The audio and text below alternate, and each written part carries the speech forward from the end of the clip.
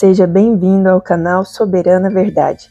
Hoje vamos conhecer a conturbada história do terceiro filho do rei Davi, Absalão. Absalão era filho de Maaca, filha do rei de Gesur. A trajetória de Absalão encontra-se registrada na Bíblia no livro de 2 Samuel, no Antigo Testamento. A Bíblia relata que Absalão era muito conhecido por sua beleza sem igual. Foi pai de 3 filhos e de uma filha que herdou sua beleza. Em 2 Samuel 14:25 diz: Em todo o Israel não havia ninguém que fosse tão belo como o jovem Absalão, o qual era elogiado por todos em virtude de sua beleza física. Da cabeça aos pés não havia nele nenhuma deformidade. Quando cortava o cabelo ao final de cada ano, e apenas porque ele pesava muito, tinha o costume de pesá-lo e apuravam-se quase 2,5 kg de cabelo cortado, pela medida real de pesos. O nome Absalão significa pai é de paz, embora a paz não tenha sido uma característica notável em sua vida.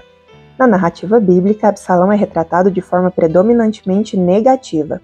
2 acontecimentos cruciais delinearam sua jornada: o assassinato de seu meio-irmão Amnon, como ato de vingança, e a subsequente rebelião contra seu próprio pai, o rei Davi. É importante destacar que esses eventos proeminentes na vida de Absalão estão intrinsecamente ligados à punição que Deus ordenou a Davi por causa de seu adultério com Batseba e o assassinato subsequente de Urias.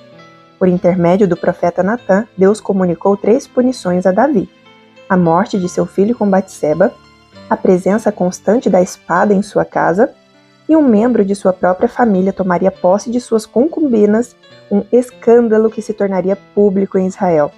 Notavelmente, Absalão desempenhou um papel direto nas 2 últimas punições. A irmã de Absalão, Tamar, era muito bonita.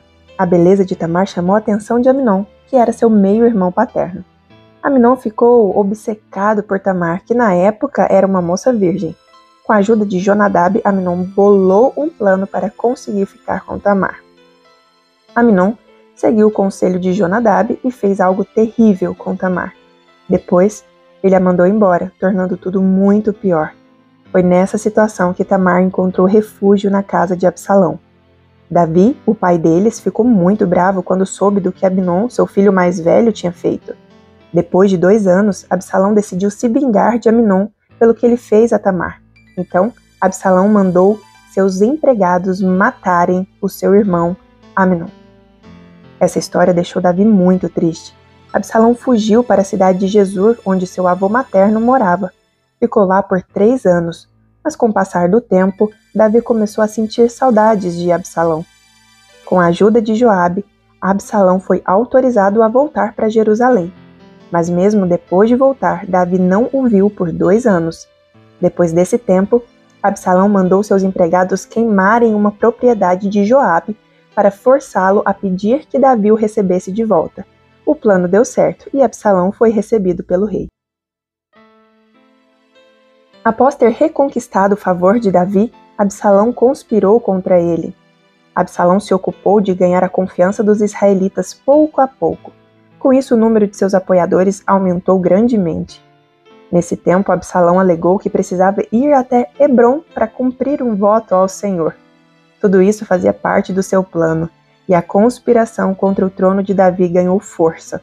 Como resultado, Absalão enviou mensageiros às tribos de Israel para anunciar que ele já reinava em Hebrom. Inclusive, Absalão passou a contar com os conselhos de Aitofel, que era o conselheiro de Davi. Diante da revolta de Absalão, Davi precisou fugir de Jerusalém.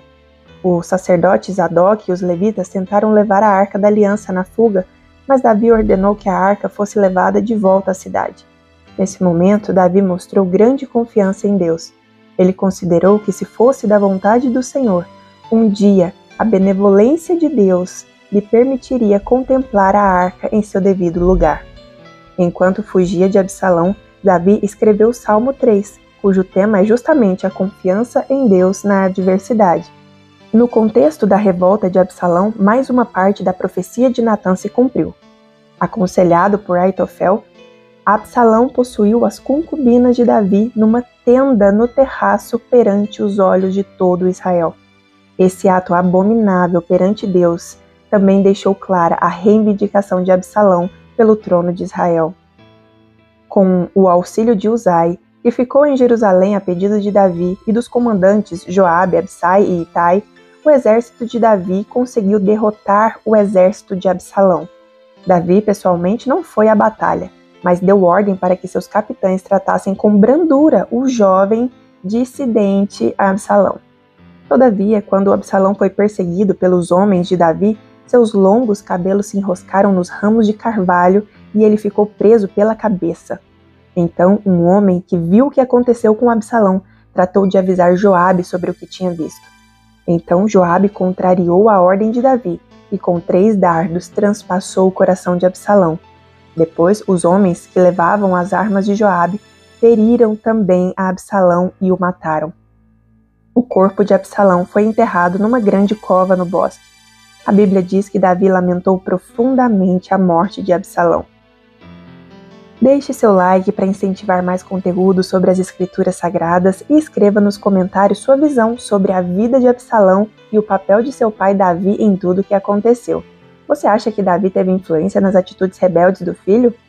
Se inscreva no canal para receber as notificações sobre o vídeo e outras novidades. Até o próximo!